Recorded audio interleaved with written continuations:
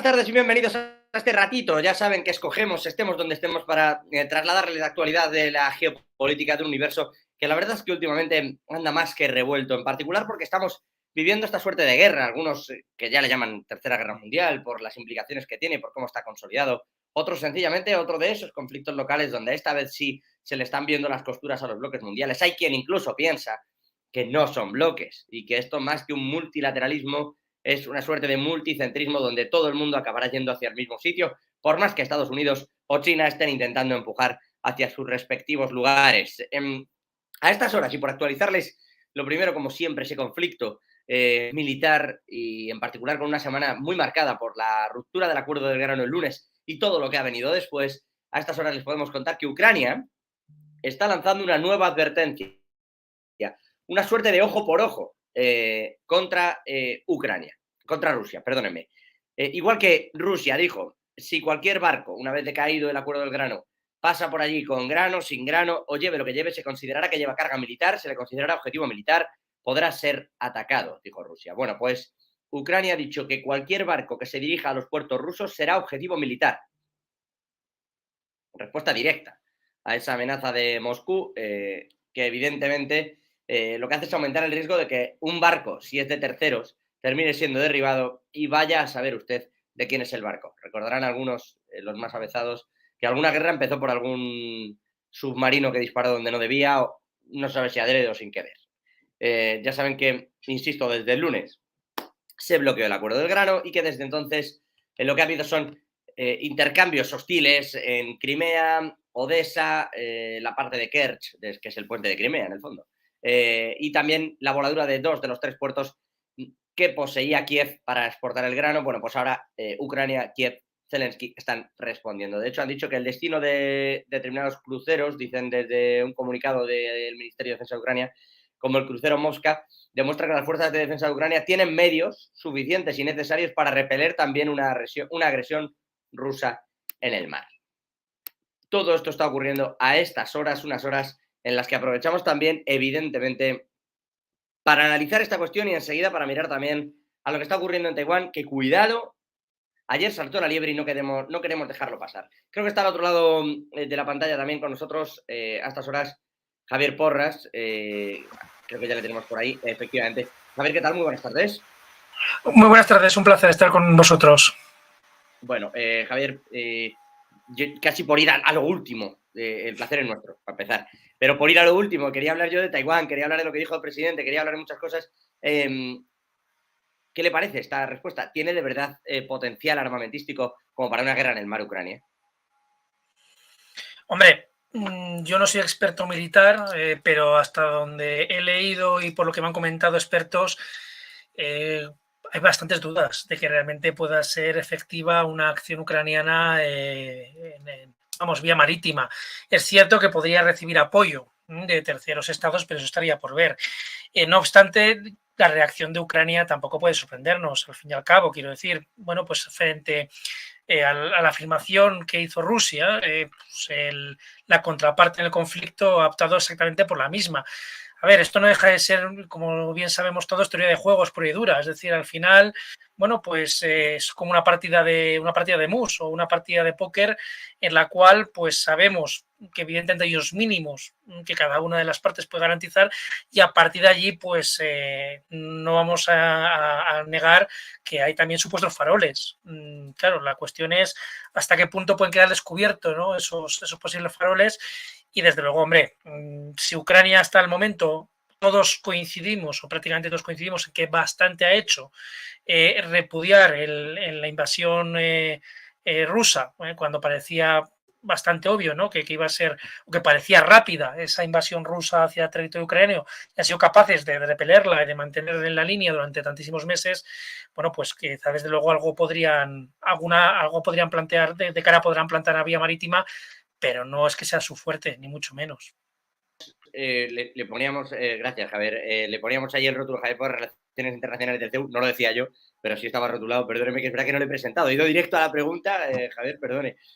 Nos conocemos sin problemas. Sí, bueno, pero quizá por eso, ¿no? Pero sí, Javier, dentro de todo esto, claro, de pronto ha caído el grano, se está hablando de si esto va a ser una alerta humanitaria. Insisto que quiero hablar de Taiwán y me voy a ir a hablar de Taiwán, pero porque si no, le ponemos, como decía el presidente de Granadinas, especial y excesivo énfasis a esto. Pero sí le quería pedir una valoración de lo que estamos viendo esta semana, de los ataques de una y otra parte, de la caída del acuerdo de grano, de si a usted le parece o no un problema humanitario, porque al final más del 20% del grano mundial sí que sale de Rusia, de Ucrania sale apenas un 5% y solo un 3% de ese 5% llega a África, por ejemplo. Quiero decir que hay como muchas incógnitas aquí, pero ¿qué le parece que está ocurriendo allí? ¿Y cree que estas escaladas, lo venimos preguntando a lo largo de esta semana del ajedrez geopolítico aquí en Negocios Televisión, ¿cree que estas escaladas obedecen a que en septiembre debe terminar el conflicto tal cual esté el mapa? Bueno, vamos a ver que el conflicto debería terminar lo antes posible, coincidimos todos. No es beneficioso para ninguna de las partes ni para el resto ni para terceros estados. Eso no cabe ninguna duda. Ahora, tal como está el mapa, hombre, ya tengo mis dudas. ¿Que es una opción? No sí, también eso se ha planteado desde el punto de vista teórico, tanto por defensores y detractores de ambas partes. Es verdad que es un escenario que se maneja, no lo vamos a negar. La posibilidad de que Ucrania o la que conocíamos, el territorio ucraniano que conocíamos, quede fragmentado, parte quede oficialmente en territorio ruso, por lo tanto el territorio ucraniano se vea reducido. Eso sí, habría que ver si eso hipotéticamente ocurriese, cuáles serían las cesiones de Rusia también. Es decir, si desde luego cesarían hostilidades ante un eventual ingreso de Ucrania en organizaciones internacionales como puede ser la OTAN o en otro tipo de organizaciones de integración regional como puede ser la Unión Europea. Es decir, aquí el escenario es sumamente abierto, pero desde luego no es descabellado que asistiésemos a una eventual fragmentación de Ucrania. Respecto al tema del grano, bueno, es una crisis, sin ninguna duda.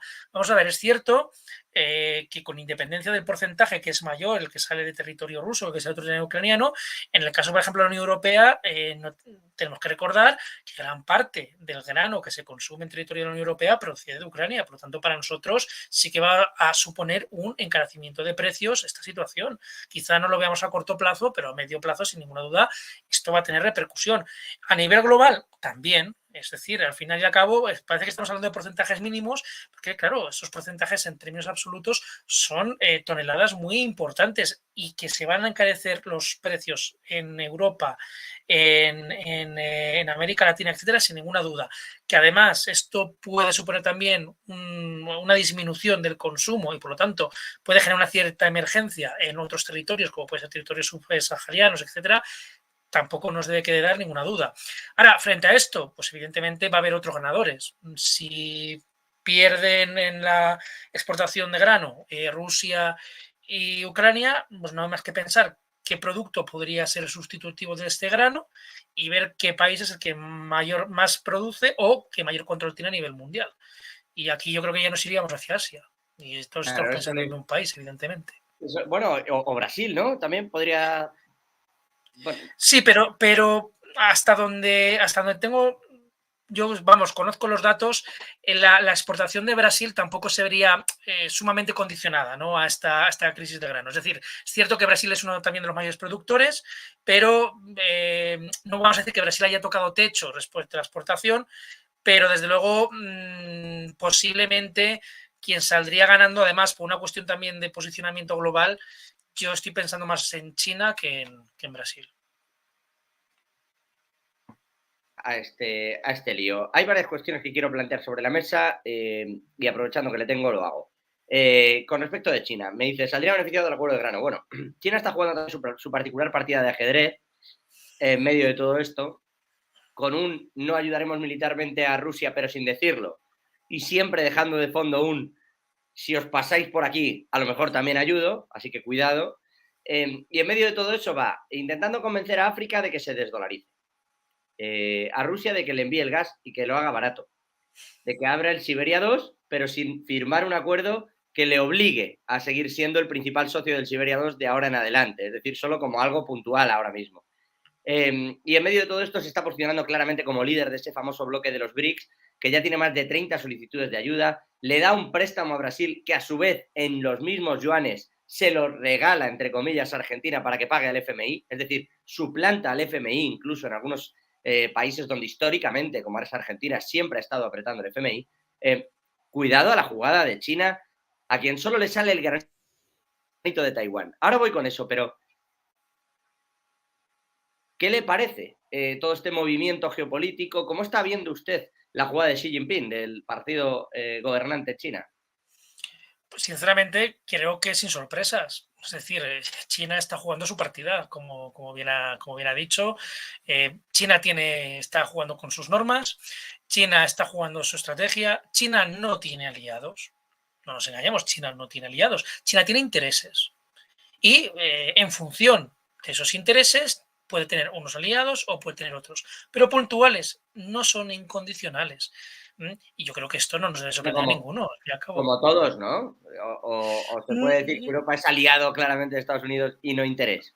no, vamos a ver, no es que Europa sea un aliado incondicional de Estados Unidos, pero no vamos a negar que desde luego, pues hemos ido de la mano y vamos y tenemos afinidades las últimas décadas muy marcadas y además también debido a esa inercia nos vemos obligados muchas veces pues a tomar decisiones desde luego condicionadas, ¿no? En función de las políticas de nuestros aliados. O sea, no es que nosotros no tengamos aliados incondicionales, pero sí que tenemos, desde luego, una tradición de alianzas más estrechas, cosa que no tiene China, es una realidad. Entonces, China no arrastra esas décadas, ¿no? De alianzas internacionales y además es que tampoco las plantea, que es la gran diferencia. O sea, mientras que nosotros sí que nos hemos visto unas veces obligados por la necesidad, por la coyuntura en ese momento, otras veces simplemente porque en el convencimiento de que estamos construyendo un espacio mucho más beneficioso para el medio y largo plazo,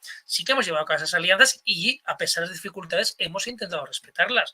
Vamos, las alianzas que hemos tenido los europeos entre nosotros, los primeros, la propia Unión Europea, o sea, no está libre de turbulencias. Lo que ocurre es que, bueno, consideramos que los objetivos y beneficios a medio y largo plazo pues pesan más a la hora de intentar sobreponernos a esas eventuales diferencias que pueden ir surgiendo y esas crisis que no podamos controlar ni que podamos prever, ¿no? Con antelación. Pero, insisto, en el caso de China no es así. O sea, China, insisto, no plantea aliados a medio, bueno, a corto plazo sí, pero a medio y largo plazo China ahora mismo no tiene una política de alianzas. Posiblemente porque tampoco considere que la necesite ahora mismo. Evidentemente las circunstancias pueden cambiar, pero ahora mismo no lo necesitan. Y eso es lo que hace que marque unas reglas y unas estrategias que a nosotros nos pueden dejar desconcertados, pero que desde luego no deberían de sorprendernos, insisto, en estos momentos. Quizá antes de la COVID, por marcar un espacio temporal, todavía podría sorprendernos, pero yo creo que además Xi Jinping, con toda la poca transparencia que pueda tener China en muchos aspectos, en su discurso de reelección, Xi Jinping yo creo que ha sido de las veces más transparentes que le hemos visto. O sea, quiero decir, allí su listado de objetivos a corto, medio y largo plazo, lo veremos, no sabemos si lo respetará o no, pero desde luego lo ha pronunciado. Y esto, entre otras cosas, Taiwán, que ahora hablaremos también de ello. Pero vamos, Bueno, poca sorpresa, insisto. no tanto por la sorpresa, sino porque es verdad que parece que con Rusia sí haya ido casándose. También es verdad que muy en la línea en la que siempre ha actuado China, con una paciencia infinita, como dice Javier, en la que uno empieza una negociación hoy esperando que en mayo haya un acuerdo y la cosa se te va a 2025, a 2026. Sin Depende de los prisas, tiempos que quiera manejar el propio gobierno, el ejecutivo de Xi Jinping. Bueno, totalmente. dígame. No, bueno, ya aprovecho esto y le pregunto también por esa parte de la desdolarización, porque está instando mucho a los países de África, oiga, movámoslo en yuanes. ¿Usted cree que va a conseguir algo? Lo digo porque hace ese movimiento para con Argentina, que, ojo, le ha perdonado un dinero. Vamos a ver por dónde le agarra, porque China tampoco te hace un préstamo gratuito. Normalmente Bueno, se queda con parte de empresas institucionales, pero le da ese préstamo a Argentina. Argentina paga el FMI en yuanes y le quiere meter en los BRICS pese a las reticencias de Europa. Y además se va a África a decirle, oiga, desdolarícense, muevan las cosas en yuanes si quieren o en moneda local. A ver, el dólar es más o supone más del 80% de las transacciones internacionales de comercio mundial. Es difícil que cambie el panorama de hoy para mañana. Pero estos esfuerzos, ¿usted ve que puedan dar resultado, Javier? Bueno, a China ya le ha empezado a dar resultados. Es verdad que todavía es pronto para analizar las consecuencias de la política económica global de China y su intervención en terceros estados. Pero bueno, en el caso de América Latina y concretamente de Argentina, una vez más, no nos gustará la situación, pero yo creo que el que diga que le sorprende, pues se está engañando. O sea, vamos a ver, lo que está ocurriendo ahora mismo con Argentina respecto a China, la pregunta no era si iba a pasar o no, iba a pasar. La pregunta era cuándo se iba a ejecutar esta situación, si era más tarde o más temprano. Pero que iba a pasar no había ninguna duda. Dicho esto, pues miren, que evidentemente nosotros o habrá sectores que podrán demonizar lo que quieran al dólar, a la política económica norteamericana, a la política económica occidental en general, y evidentemente, vamos a ver, tiene sus deficiencias. Eso no lo vamos a negar y ahora no vamos a tener tiempo de analizarlo, pero yo creo que lo reconocemos. Ahora, si usted me permite, yo en este caso soy de los que aplicaría a rajatabla el refrán de más vale malo conocido que bueno por conocer.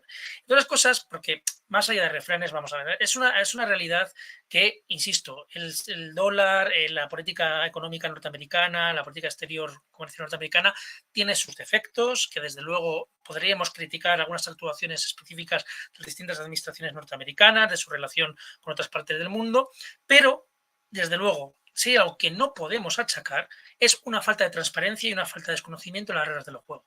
Es decir, sabemos que cuando hay un conflicto, cuando hay un problema, cuando hay una cuestión de interpretación, sabemos que tenemos unas normas, sabemos cómo se aplican y tenemos un sistema de garantías.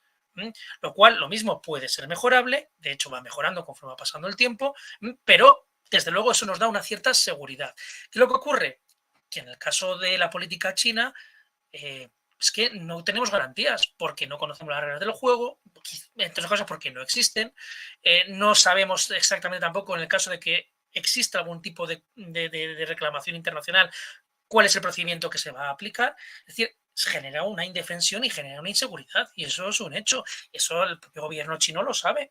Ahora, que la administración argentina prefiere asumir este riesgo porque no deja de ser un riesgo mayor. Bueno, pues Javier, personalmente, y esto un economista le puede dar más explicaciones, yo creo que se equivocan. Pero bueno, eso no deja de ser una cuidado. opinión muy personal. Bueno, no, pero cuidado que el riesgo también es avalar algo en Argentina, ¿eh? Lo digo No, no, no, vamos porque a ver. no, me No, refiero que no, allí el FMI, tan criticado FMI, los fondos buitre que solía decir Cristina Fernández de Kirchner, que le embargaron incluso 2 fragatas, bueno, en fin, hubo un lío importante con aquello. Todo sí, pero esto lo que quiero decir es que cuando le ha Argentina se perdonado pone en también mucho manos, dinero. A lo largo claro, pero cuando Argentina se pone en manos del FMI, lo que quiero decir es que es conocedora de las consecuencias que tienen los incumplimientos de esos acuerdos internacionales. Por lo tanto, no pueden alegar desconocimiento. Porque lo sabemos todos, quiero decir, o sea, no es ningún secreto, es decir, al final las condiciones, más allá de que haya negociaciones puntuales, bueno, pero las reglas básicas del juego son exactamente las mismas para todos con el Fondo Monetario Internacional. Insisto, nos gusten más, nos gusten menos, pero las reglas son claras y transparentes. En el caso de China digo que es un riesgo porque no se conocen cuáles son esas normas. Entonces, claro, es un riesgo mayor, eso no cabe ninguna duda. Ahora, que están dispuestos a asumirlo, ojalá les salga bien. O sea, yo no sé quién puede ser que le salga mal al gobierno argentino ni repercute negativamente en la población argentina, desde luego. Pero yo creo que hay que ser cauto y tengo mis serias dudas. Insisto, es pronto también para hacer análisis. Esto hay que reconocerlo. Ahora estamos empezando a ver los primeros efectos de las políticas de inversiones de China en terceros países. Estamos empezando a ver ahora las consecuencias. Por lo tanto, también decir que podríamos hacer un análisis en profundidad y unas conclusiones también, desde luego, inamovibles, sería mentir la audiencia. bueno, yo quiero creer que Argentina sabe, o sea, igual usted y yo no, pero quiero creer que el gobierno argentino, cuando firma esto, sabe qué va a pasarle si paga a China. Quiero decir, nosotros no, pero quiero creer que tienen unas condiciones que no hay, lo digo por el bien en líneas generales de la clase política argentina. O sea, quiero creer que alguien se ha leído los papeles y sabe qué está firmando. Pero bueno, me va a permitir, Javier, nos vamos a trasladar ya a Taiwán. Voy a aprovechar también que creo que está Fernando Moragón también al otro lado, experto en Sí. Asia Central, Rusia, Asia Central y China. Fernando, ¿qué tal? ¿Cómo está? Pues nada, recién llego de China hoy Así que estoy un poco hecho polvo con las horas, o sea, que si hoy digo más tonterías de las habituales, me lo tenéis que perdonar. No sabes si está aquí o en una cumbre de partido allí. Efectivamente. Bueno, pero te voy a adelantar una cosa. Mira, de las cosas que me han dicho los chinos, claro, esto es como un acto de fe. ¿Te lo crees o no te lo crees? Porque dices, no puedo citar la fuente, no puedes tal, pero mira, una cosa que me han dicho los chinos referente al tema de esta moneda que se está intentando articular con los BRICS, Rusia y tal, que sería un sustituto al dólar. Ellos lo que me han dicho es que ni hablar. Es decir, que eso es lo que dicen, pero que al final lo que se impondrá es el yuan y lo que van a imponer es el yuan. Otra cosa es que lo consigan. Quiero decir, que lo logren, pero que de moneda alternativa no va a haber. Puede que sea una cosa transitoria y tal, pero que al final se acabará en el yuan. No va a haber moneda de los BRICS, esta famosa, ¿no? Sí, al final esto llevará a que el dólar será sustituido por el yuan, cuando sea. Es decir, esto es lo que me dicen. Bueno, o no va a haber una alternativa al yuan, se refiere. No, o sea, va a ser el dólar desplazado y al final el dólar acabará, el yuan acabará siendo, el renminbi acabará siendo algo equivalente a lo que era el dólar en su momento. Bueno, hay que... O sea, a ver, que digo que esto...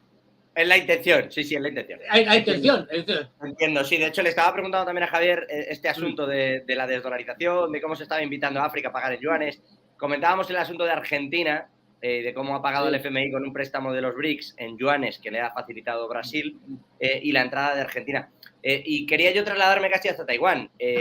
Además, como usted viene de allí y con la que está cayendo, Fernando, Javier, ayer, desde la presidencia de Taiwán, deslizaron un mensaje un tanto raro. Es decir, hemos visto a Tsai visitar Nueva York, visitar San Francisco, visitar Los Ángeles, reunirse con Schumer de la mayoría del Senado, con Kevin McCarthy de la mayoría del Congreso.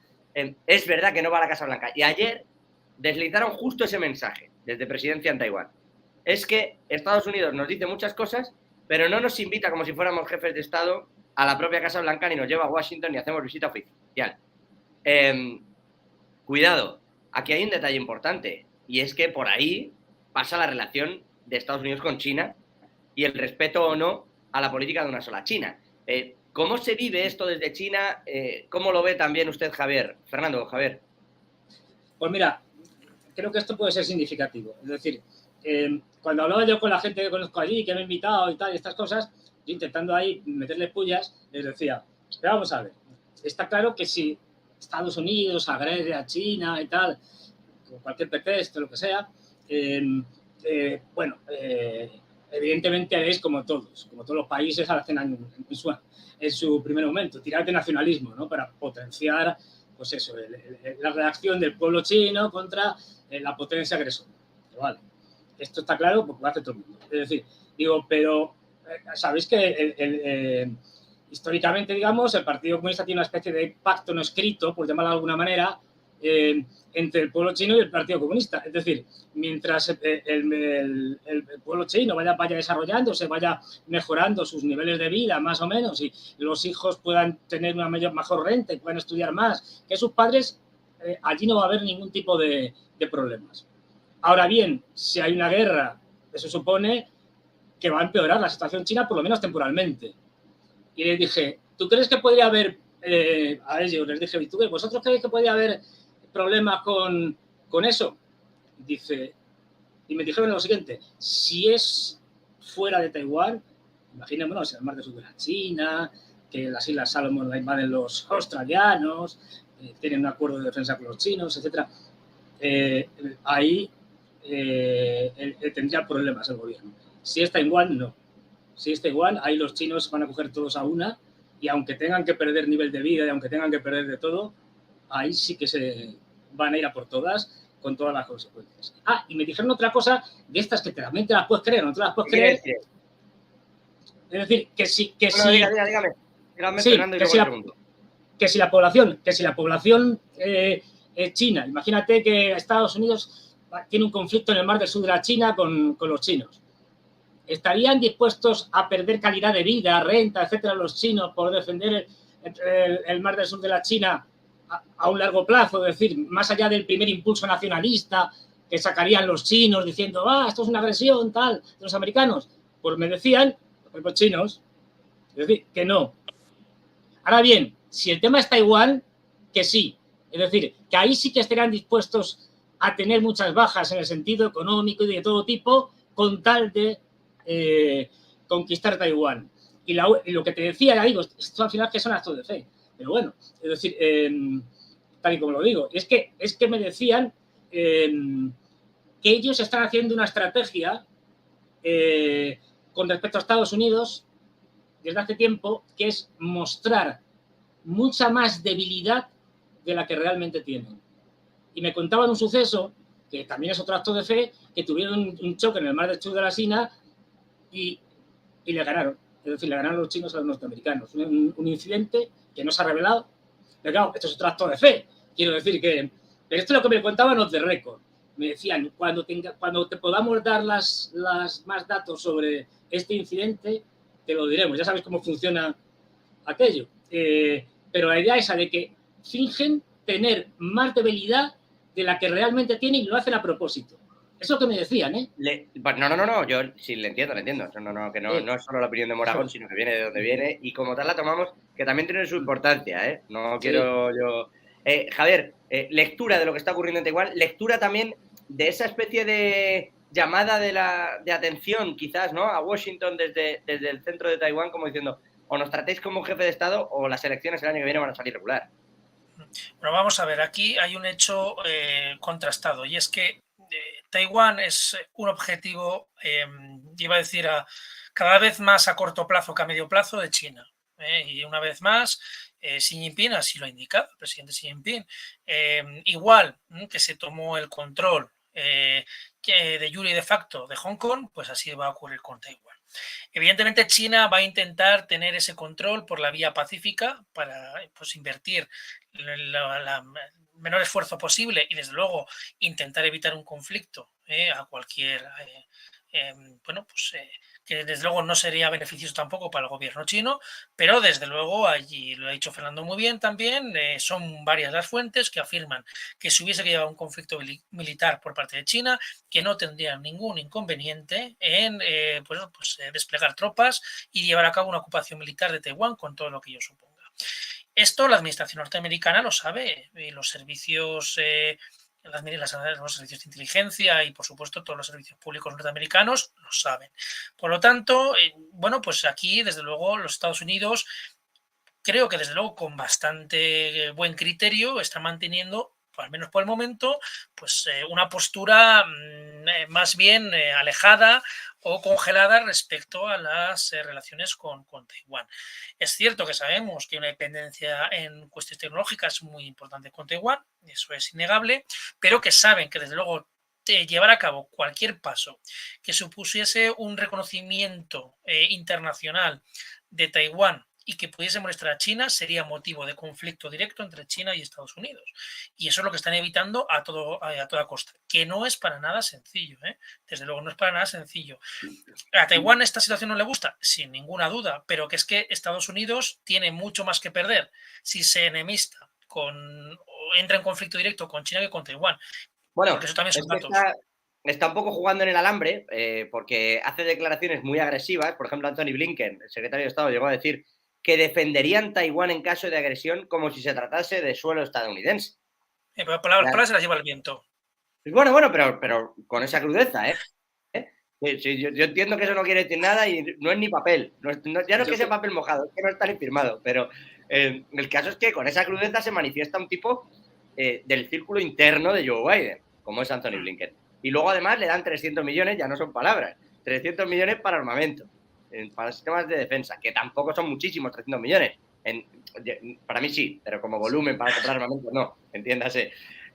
Lo digo porque luego hay quien frivoliza, no, ya sé que es mucho, pero para comprar armas 300 millones para el sistema antimisiles, pues se queda corto. Pero lo cierto es que están dando como pasos, y claro, lo que comenta Javier, decidir dar trato de jefe de Estado a Taiwán cuando Taiwán pertenece a China y está dentro de esa política de una sola China del gobierno de Xi Jinping, claramente eso sí puede ser considerado un acto, pues de muy diferente índole por parte del gobierno del Ejecutivo chino. ¿Quería decir algo, creo, Fernando? Sí, a ver, yo creo que hay una cosa clara y es que a Estados Unidos se le acaba el tiempo. Estados Unidos, como potencia hegemónica mundial, tiene que entrar en guerra con China 1, 2, 3, 4 años, no más. Y es que le va a superar en todo. Yo vengo de allí y es que y acababa de estar hace 3 o 4 meses y ya veo cosas nuevas. Es decir, van a una velocidad espectacular en todo. Y eso lo sabe Estados Unidos, lo sabe además desde hace mucho tiempo, que van a terminar cediendo ese puesto número 1. Y que además China cada vez es mayor consumidor, tiene mayores aliados con recursos energéticos y minerales estratégicos. La propia China es el principal productor mundial de tierras raras y el que tiene las mayores reservas. Porque al final esto es una guerra por el control de los recursos energéticos y de los minerales estratégicos. No nos engañemos, retóricas aparte. Estados Unidos sabe que la van a destronar y Estados Unidos no está dispuesto a que la destronen. Con lo cual yo soy de los que pienso que Estados Unidos terminará provocando una guerra contra China. ¿Que sea en Taiwán? Puede que no. Puede hacerlo como decía antes en las Islas Salomón, que tienen un acuerdo recién firmado, mandar a los australianos y que invadan estas Islas Salomón, a ver qué hacen los chinos. O pueden simplemente seguir con las sanciones y llegar un momento en que el tono vaya subiendo y cortar el estrecho de Malaca. Se han quedado los chinos sin petróleo y el gas de Oriente Medio. Tienen muchos recursos para provocarles. Es decir, Estados Unidos no, o sea, desde el lo hizo ya, empezó Trump, pero con Biden ha ido increciendo y sigue increciendo. Y vamos a ver qué pasa ahora cuando la guerra de Ucrania venga menos, si se trasladan más dinero hacia Taiwán, porque no olvidemos, los republicanos están a favor de poner más dinero en el tema de China y el año que viene tenemos campaña presidencial en Estados Unidos. Así que los demócratas no van a ser menos. Yo creo que vamos a ver un crecimiento de las tensiones estadounidenses y chinas tremendas el año que viene, pero tremendas. Porque si no, más les va a ir a los demócratas.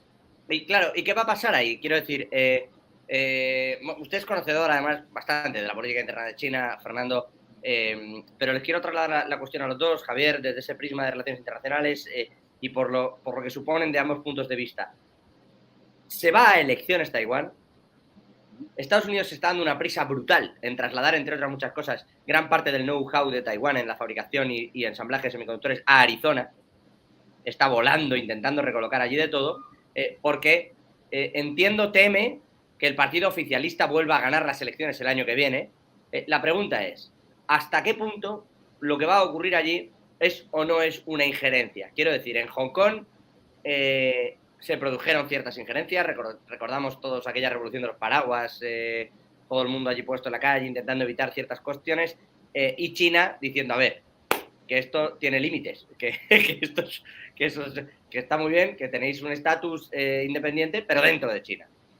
Y dentro de China es con una serie de limitaciones y hay que ponerlas y instrumentalizando a través de determinadas personas ese haber del gobierno chino dentro de Hong Kong, que ha quedado claro a lo largo de estos años venideros, que hemos llegado hasta aquí. ¿Hasta qué punto va a ocurrir lo mismo en Taiwán o hasta qué punto de verdad se va a dejar al albur de la democracia, digamos, bueno, más iba a decir ilusoria, ¿no? No sé si la hay aquí, pues voy a pedirla fuera. Yo no quiero tampoco erigirme nadalí de nada, pero ¿hasta qué punto se va a dejar al albur de lo que de verdad ocurra allí dentro, del voto a voto, quien salga de las urnas en Taiwán para los próximos años, en este 2024? Javier, Fernando. A ver, no sé cómo lo verá Fernando, pero creo que a Beijing poco le importa lo que salgan de las urnas. Es decir, al final Beijing quiere tener un control efectivo de Taiwán. Evidentemente, si Taiwán tensa mucho la cuerda, pues le ocurrirá algo muy similar a lo que pasó en Hong Kong. Pero que insisto que esta afirmación que no es ningún secreto, que es que el gobierno chino en distintos documentos y en distintas ruedas de prensa sí lo ha manifestado, que no, vamos a ver, que ahí va a haber un control efectivo de Taiwán. Entonces, los taiwaneses pueden poner más o menos oposición, pero que desde luego cuanto mayor sea la oposición al control de Pekín, pues desde luego mayor sea la dureza con la que va a responder la China continental. Entonces está en una situación muy complicada, la isla de Taiwán está en una situación muy complicada, porque desde luego parece que no tiene alternativas a algo que no sea el control efectivo de de Pekín. Sí, plantarle cara, evidentemente, pero claro, Taiwán sin apoyos internacionales, ¿cuánto dura frente a un conflicto militar con Beijing? No dura prácticamente nada. Y insisto, es que ahora mismo no parece que esté muy claro que vaya a tener aliados internacionales Taiwán, ¿eh? Para nada. Pero bueno, esto también puede cambiar en cuestión de horas, ¿eh? O sea que, pero ahora mismo, por lo que hemos estado comentando, desde luego, si Taiwán tuviese que tener que seguro que iba a acudir a su auxilio Estados Unidos, yo no lo tendría tan claro, ¿eh? Ahora mismo. Fernando. Hay que verlo desde el prisma contrario. Cuando hablamos, por ejemplo, del caso de Hong Kong, oiga, es que los británicos estuvieron 100 años en Hong Kong, más o menos, y solo se les ocurrió hacer una tibia democratización en los últimos años, cuando ya sabían que era inevitable que tenían que devolvérselo a China. Hombre, los demócratas británicos, viva la democracia occidental. Y además con un acuerdo de un país, dos sistemas, que se sabía que no era sine die, o sea, no era hasta el fin de los tiempos, que durante unos años, como ha pasado, se mantendría y que luego se disolvería. Es decir, que terminaría integrado en China. Y eso lo firmaron los británicos, sabiendo lo que firmaban. Así que no me cuenten historias. Estos señores anglos, que son unas historias estupendas. No le digo porque le cuente yo historias. Los anglos. Había un régimen ahí y evidentemente, efectivamente, no era sine die y el régimen ya no está. Digo, el régimen en cuanto a la relación entre China y Hong Kong, no a que haya un régimen de nada. Y ahora ese régimen especial que se conocía, el que tenía, por eso lo llamo así, con Hong Kong con China. Pero claro, ahora hay lo mismo con Taiwán, pero en Taiwán no había nada, ni era sine die, ni tampoco lo dejaba de ser. Simplemente el tema es que ganó las elecciones, yo creo, un poco, yo no sé si la inteligencia china tenía esto previsto o no, pero desde luego el gobierno de Tsai estos años está cada vez más tirando y tensando la cuerda, tratando de alejarse del control central de China. Pero es que ahí la presión de Estados Unidos, especialmente en los últimos años, es enorme en los políticos chinos, incluso en el Kuomintang, es decir, que es el partido, digamos, pro-chino, entre comillas, es decir, que no cuestiona la unidad de China. Es decir, es que la presión es enorme. Y claro, yo creo que, es decir, lo que hay que verlo es desde el punto de vista contrario. Si Taiwán no hace nada especial, China puede esperar un montón de tiempo y ver cómo evolucionan las cosas, décadas. El problema es que si Estados Unidos quien está presionando a Taiwán, para que Taiwán esté dando muestras cada vez mayores de independencia de manera pública. Venía de atrás, pero cuando el famoso viaje de la líder de la Cámara de Representantes, esta Pelosi, y vamos, es decir, provocación más descarada es imposible. Y a partir de ahí, aquello ha sido un cachondeo. Aquello lo han visitado, todo el mundo lo ha querido. Incluso los norteamericanos han reconocido que tenían tropas allí, instructores, que eran pocos, pero instructores, que sería una violación completa, ayudando a los taiwaneses. Yo creo que gane quien gane, la presión de Estados Unidos sobre el Kuomintang o sobre los independentistas va a ser enorme, y Estados Unidos no me extraña nada que provoque, que obligue a Taiwán a hacer algún movimiento que a su vez provoque una guerra con China, que es lo que al final buscan los norteamericanos. Y ahí entrarían a saco, por eso se están rearmando de una manera salvaje los japoneses, los australianos, bueno, los neozelandeses tampoco, pero también estarían los de Corea del Sur. Si no, ¿por qué van los señores de Japón, los señores de Corea del Sur, a la cumbre esta de la OTAN que ha habido estos días?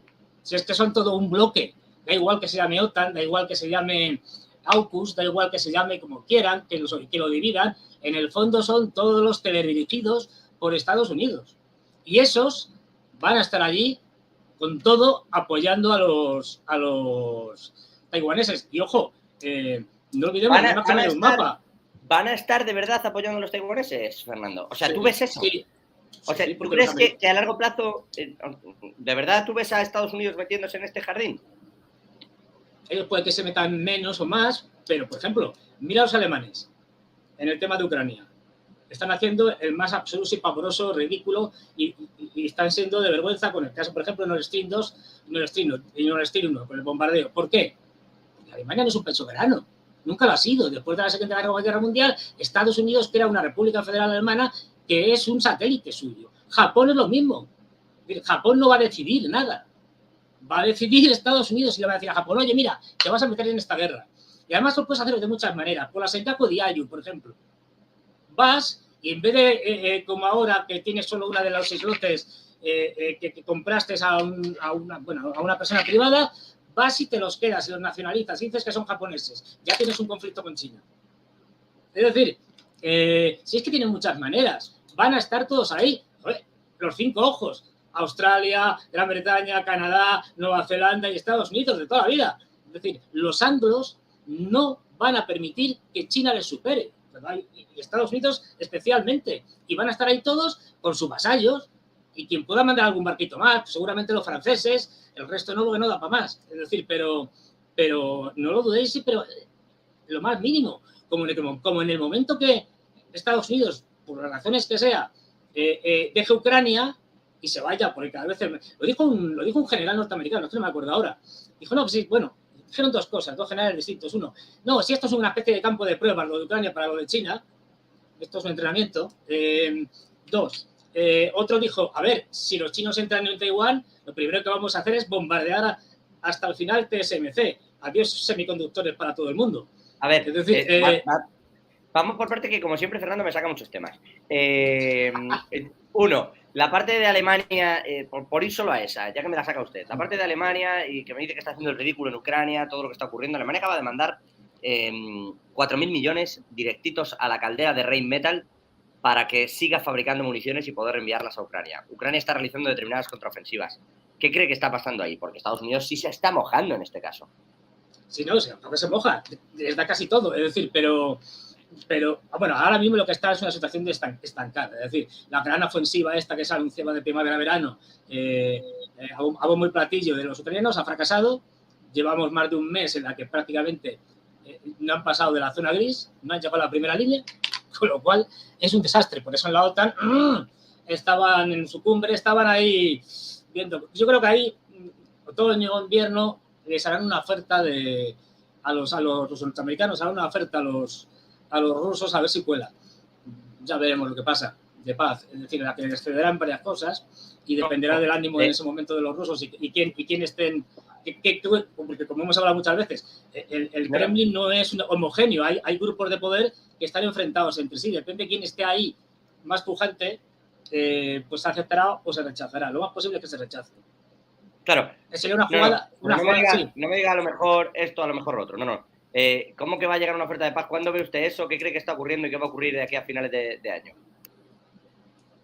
Yo lo que creo que va a pasar es, bueno, no tendremos grandes, digamos, ofensivas o grandes movimientos militares este verano, es decir, agosto, en ese caso septiembre. En otoño posiblemente hay una propuesta o habrá una propuesta de Estados Unidos pública o semipública o a lo mejor no. Porque no olvidemos una cosa, Estados Unidos y Rusia, a pesar de lo que digan, siguen hablando entre ellos. Eso está claro. Es decir, otra cosa es que lo hagan en secreto, digamos. Esos cauces de comunicación no se rompen nunca. Pues será una propuesta en que a lo mejor dicen, bueno, pues reconocemos que Crimea es rusa y tal, y el Donbass se lo queden y no sé qué.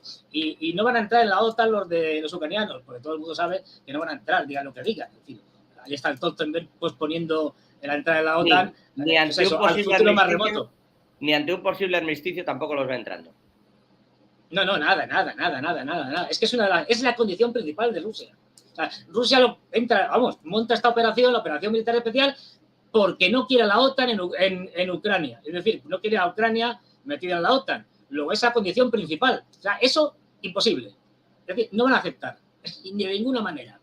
Podrán aceptar otras cosas, pero es imposible. Y yo lo que creo que van a hacer es que no tienen prisa, están en una guerra de desgaste, ellos tienen muchos más recursos que los ucranianos, incluso iba a decir que los europeos, porque cuando les pregunté a los chinos, digo, vamos a ver, ¿les dais armas o no a los rusos? Me dijeron que no, que sí, que les vendemos muchos microchips, es verdad, que les vendemos drones civiles, que luego ellos los reconvierten. Es decir, pero lo más importante que les vendemos a los rusos y que les hace mantener la economía más saludable es de todo. Es decir, desde la Coca-Cola hasta los cubos de la basura. Es decir, que les suministran bienes de consumo. Que esa es la clave. Armas ya las producen los rusos. Bueno, de hecho, salió el martes, me parece. Ayer miércoles, en la tarde-noche. empezaron a salir filtraciones de que en realidad Halliburton y un montón de empresas habían estado también suministrando a Rusia durante muchísimos meses y sacando un buen dinero de ello. Le hablo de 5 grandes empresas norteamericanas que han estado sacando mucho dinero de Rusia, aún a pesar de sanciones, de políticas, de diatribas electorales y etcétera. Es que los negocios son los negocios. No es nada personal, que diría el Padrino. Claro, no es nada personal, pero los negocios son los negocios. Es decir, es el mercado, ¿no? Es el mercado, amigo. Es el mercado, amigo, que solía decir por aquí un vicepresidente que anduvo pisando la cárcel.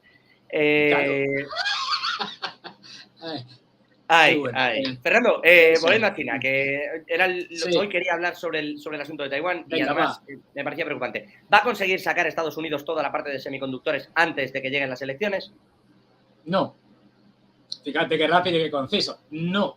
Están haciendo la Arizona, pero claro, esto no se hace en 2 días, ¿eh? Montar una fábrica de semiconductores te lleva más de 1 año.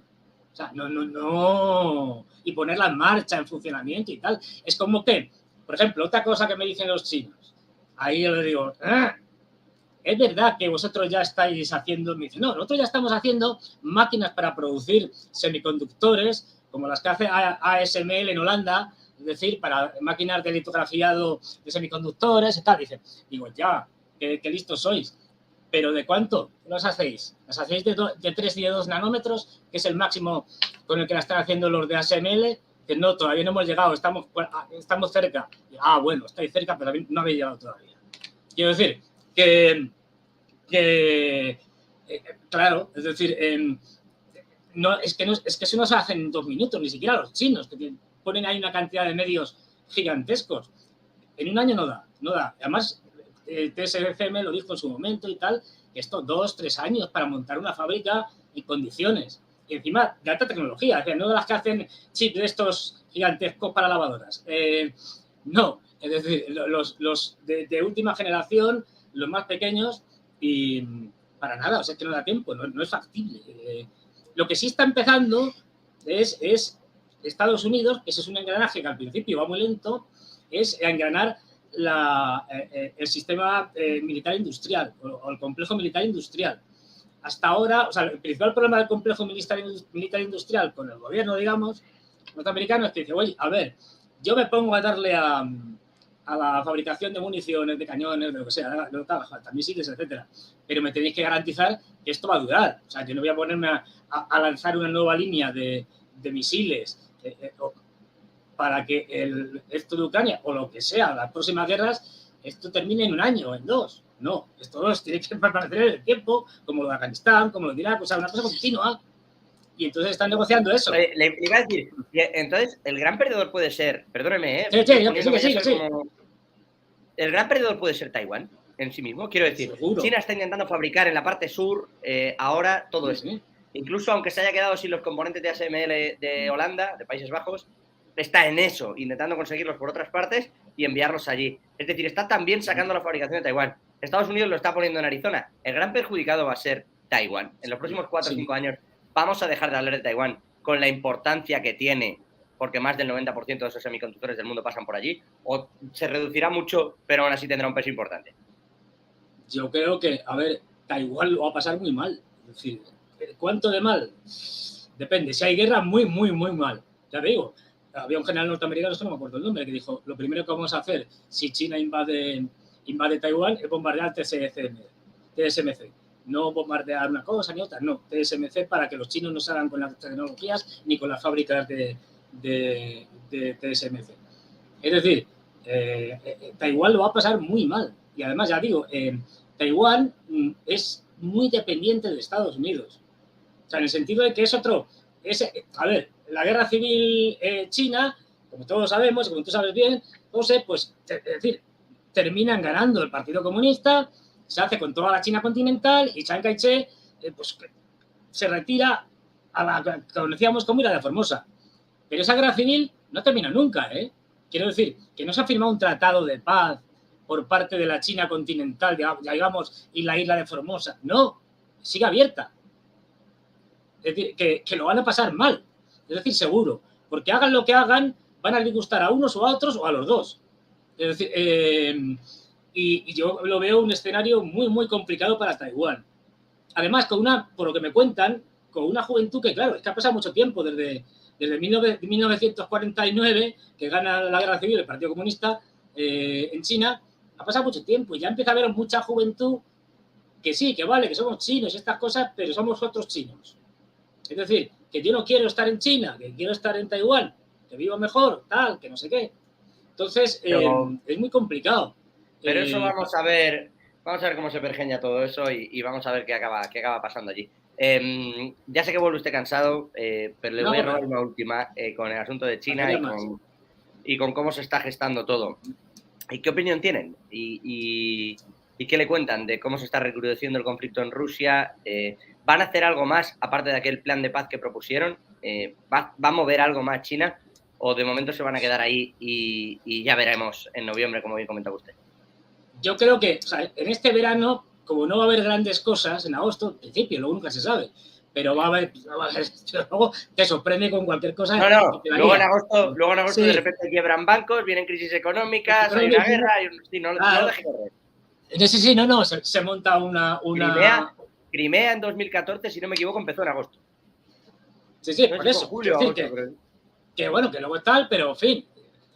Pero bueno, en principio se supone que no hay... Es decir, el ejército ucraniano no tiene ni suficientes efectivos, ni quiere utilizar los que tiene para una nueva sangría como la que ha habido en Zaporozhia, en la que han gastado mucho armamento, han gastado muchos hombres, sobre todo, y se quiere reservar. Es decir, sigue teniendo reservas, al menos 4 brigadas entrenadas por los occidentales, más otra gente, pero lo que no se quiere quedar es sin reserva, porque entonces se queda sin ejército. Entonces, pero no va a haber grandes movimientos. Si te fijas ahora, pues sí, siguen atacando Zaporozhia, o sea, desde el punto de vista estrictamente militar, unos conquistan un poquito de Zaporozhia, otros conquistan un poquito al norte en la zona de Kharkov, metros. Que el día que conquistan 1 kilómetro unos u otros ya es fiesta. Es decir, sí, de hecho, el otro día, creo que fue el martes, cuando el ministro de Defensa de Ucrania justo anunciaba que habían conquistado 2 kilómetros. 2 kilómetros, pues bueno. Es decir, pues cosas así. Es decir, que esto no va a cambiar la guerra. Date cuenta que los rusos están muy cómodos, ¿por qué? Porque tienen una línea de frente que la han reducido mucho con respecto a la invasión original, es decir, que eran 1.300 kilómetros, si mal no recuerdo, ahora son como unos 800 y tal, hombre, ya lo han bajado, y luego además es que tienen una logística muy buena, porque tienen la antigua frontera entre Ucrania y Rusia, estaba al lado, es decir, la parte que tienen ocupada la tienen ya muy preparada, con buenas líneas logísticas, han ido aprendiendo porque cometieron muchos errores militares, pero, por ejemplo, a que ya no oyes hablar tanto como al principio de los IMARS, porque buena parte de los IMARS ya saben cómo tratarlos, es decir, ya saben cómo atacarlos, atacar a los misiles que lanzan los IMARS. Es decir, esto es, al final la guerra es una carrera en la cual vas aprendiendo cómo eliminar los sistemas de ataque, por ejemplo, enemigos. La guerra electrónica les está funcionando muy bien a los rusos. Al final yo creo que la guerra de Ucrania solo la puede ganar Ucrania si la OTAN entra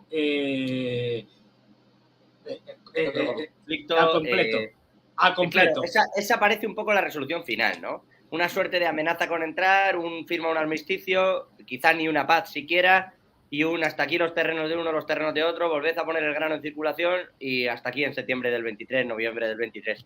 Claro, yo le preguntaba por esa parte china si iba a hacer algo, pero decía Javier Porras, y al inicio de todo esto, bueno, China es raro que tenga aliados o no suele. Lo que tiene China son intereses. Claro, de acuerdo, completamente de acuerdo, como todos, ¿eh? Y los rusos, y los norteamericanos, bueno, los españoles. Claro, pero decía, y ahora le interesa ya un poco menos el asunto de Rusia porque ya tiene un estancamiento claro sobre lo que hay y no le ve moviendo mano, moviendo ficha. Pero fíjate que a los ucranianos, a los chinos, el tema de Rusia lo han seguido, y la guerra de Ucrania lo han seguido, vamos, al segundo, tomando nota como locos. ¿Por qué? Porque es la primera vez que tienen un buen conocimiento, pueden tener un buen conocimiento de una guerra que nadie esperaba, en el sentido de que ha sido diferente de como se presuponía, o como se presuponían las partes, y una de las cosas que tienen más preocupación los chinos es que ellos no han entrado en combate desde 1979. Es decir, que no se acuerdan ni los viejos del lugar. Y la experiencia en combate, lo que se está viendo es que es fundamental. Es que las unidades que mejor funcionan, sean ucranianas o sean rusas, son las que tienen más experiencia en combate. Luego es un tema del que ellos necesitan aprender mucho. Me van a permitir que, por cierto, por ese lado, presuma de los contingentes militares que manda España a determinados sitios, que suelen venir con muy buenas loas desde la comunidad internacional. No les pondremos un solo tanque, pero los muchachos luego vienen bien afamados. O sea, les damos... Nuestro ejército es un buen ejército en cuanto a preparación, formación. Si el problema es que, digamos, las máquinas que usamos... Sí, que les hemos dado una breve... Sí, que les dan una breve... Esto es un antitanque. Sí. Es antitanque. Bueno, pues con esto... Haré lo que pueda. Oiga, le dejo marchar, Fernando, pero ¿qué tal la semana esta del ajedrez geopolítico? Está la gente también muy volcada y preguntando mucho. Le quería preguntar su experiencia. Bueno, cuando estuve en la central, porque primero estuve en Uzbekistán, los uzbecos, como toda esa central, están muy preocupados por Afganistán, siguen muy preocupados por Afganistán, y ellos lo que quieren, como quieren todos los centroasiáticos, es estabilidad en Afganistán como sea. Y como sea con los talibanes. Le decía yo la semana esta nuestra de Negocios Televisión del ajedrez geopolítico y tal, ¿qué tal? Usted con los oyentes, con los espectadores y demás, si se ve está también cómodo. No, sí, claro. Lo que pasa es que he visto poco porque como en China es un desastre, las cosas como son. O sea, en China para conectarte y mandar un mensaje de texto, esto es poco menos que un milagro. Para poderos mandar un vídeo que mandamos, estuvimos un día entero allí con unos chinos y tal, amigos míos y tal, a ver, no, prueba esto, no, quita, pon, ahora pues le metemos una tarjeta china de no sé qué, ahora tal, y al final lo pudimos mandar de casualidad. Quiero decir, como sabéis, en China muchas de las grandes empresas tecnológicas están prohibidas. Entonces, conectarte y ver cosas es algo muy complicado. Entonces, bueno, he podido ver muy poco, pero vamos, es decir, yo creo que es una muy buena iniciativa y que además, visto lo visto, ya sabes que yo defiendo la tesis, no yo solo yo, pero bueno, por ejemplo, Emmanuel Todd también la defiende, de que estamos en una guerra mundial, lo siento, estamos en una guerra mundial. Si alguien piensa que la guerra mundial actual o cuando venga va a ser igual que la de la Segunda Guerra Mundial, está equivocadísimo, va a ser muy diferente. Bueno, a esta guerra mundial se le puede llamar IPC en el 8% a pesar de las bajadas en Reino Unido, una subyacente que no se cae prácticamente del 6%, se le puede llamar déficit de suministros, se le puede llamar de muchas maneras. Es que es una guerra híbrida y en el que además hay muchos intereses. Los primeros que están interesados en la desglobalización son los norteamericanos, porque eso dañaría más a China que a nadie. Es decir, y además, si encima, como han hecho los norteamericanos, que por el momento son los grandes ganadores de la guerra de Ucrania, es decir, hundes a Europa y luego obligas, gracias a von der Leyen, Borrells y compañía, a que les pongamos sanciones a los chinos, ya acabémonos, o sea, directamente al neolítico. Pero bueno, el problema es que tenemos una gente, es decir, que es absolutamente pro-anglosajona, por estadounidense, que defiende los intereses de los anglosajones, no los de Europa. Entonces, bueno, es una clase política globalista, neoliberal, financiarizada, que proviene buena parte de ella de grandes bancos y de grandes corporaciones norteamericanas o fondos de inversión. Entonces, hay 4 o 5 personas, por ejemplo, en Estados Unidos, no me acuerdo de los nombres, porque son muy despistados, que se metieron en el gobierno de Biden, que venían directamente de BlackRock. Es decir, si, por ejemplo, ¿qué te iba a decir? Acabas de nombrar, lo digo porque lo estaba apuntado por aquí, hace poco, porque como estás por allí te enteras un poco a medias. A un tipo en la Comisión Europea, que es que lo estoy buscando, porque me lo mandaron. Sí, que no es con las leyes, ¿no? No, que va. Te lo estaba buscando porque me lo mandaron diciendo, mira, ¿cómo van a defender estos a Europa si están contratando a este tipo de gente? Mira, Dice, la Unión Europea hace un nuevo nombramiento. Fiona Scott Morton, nombrada economista jefe de la Comisión. Ah, sí. No es europea, es estadounidense. Ha habido lío con esto porque no solo es estadounidense, sino que ha trabajado para organismos internacionales desde Estados Unidos, ha trabajado para Amazon y Apple. La propia organización de Estados Unidos en cuanto al sistema económico, y después se la han traído aquí. Claro, sí, ha sido raro, eso. Claro, a mí me ponen también, no sé si es verdad, que además es consultora actualmente de Amazon y de Apple. Es decir, ¿qué más quieres? Es decir, con esta gente vamos directamente. Ya, por eso digo, con esta gente vamos directamente al desastre. Que se tomen de verdad esto en serio los europeos y especialmente los españoles. Que es que estamos en guerra con Rusia. Que el objetivo de Rusia ya no es solo Ucrania, es cargarse a la OTAN y a la Unión Europea. Tengámoslo en cuenta. Otra cosa es que lo consigan. Eso le iba a decir. Pero es muy fácil, quiero decir. Los europeos ya con sus propias decisiones se pegan un tiro en el pie. Esto ya lo estamos viendo con las autosanciones. Vamos a ver si siguen desangrándose, mandando dinero, porque Ucrania ahora mismo es un estado fallido. Ucrania es un estado subvencionado. Y el señor Borrell diciendo que, hombre, hay que darle, no sé qué eran 2.000 o 3.000 millones de euros y tal, a eso hay que sacarlo de las carreteras, de los hospitales. Es decir, ¿a qué juega Rusia en esta guerra a largo plazo? Pues a que al final Europa se arruine. Y cuando se arruine, la gente proteste. Y cuando la gente proteste, entonces empiezan a caer gobiernos y se lo empiezan a pensar. Es lo que ha pasado con el tema de los agricultores polacos o eslovacos con el tema del grano ucraniano, que protestaron porque estaban inundados de grano a mucho más barato. Pues lo de Francia, ¿qué te iba a contar?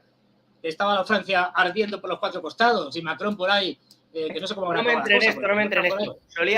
Solía decirme un amigo, sí. Verás el día que cuando nos digan o el caos, pulsemos el caos. Fernando Moragón, especializado en Rusia, en Asia Central, en China en particular. Siempre un gusto contar con usted, un gustazo tenerle en la semana del ajedrez geopolítico y un gustazo poder saludarle, aunque tenga yo hoy mi pequeño búnker esta semana también, intentando huir de esas olas de calor que dicen que vienen culpa del cambio climático. Nada, un placer como siempre estar en tu programa y oye, felicitaciones a tu amigo. Es decir, porque eso... Llevo el caos. Ya verás el día que le demos. Ya verás el día que le demos. Ya verás. Abrazo fuerte, Fernando. Nosotros vamos a dejarlo también aquí en este apartado del todo geopolítica. Como siempre, nos vemos esta noche en el cierre de Wall Street, arrancando, y como último cierre, eso sí, recordándoles además que la semana que viene movida. Primero, porque el domingo hacemos especial elecciones, ojo al plantel que viene. Segundo, porque el miércoles y el jueves tenemos Reserva Federal y Banco Central Europeo, y porque además pasará también por nuestros micrófonos nada más y nada menos el mismo miércoles de la Reserva Federal que Cathy Wood. Para ustedes, el negocio es televisión, a quien siempre es un placer tener al otro lado. Nos vemos esta noche.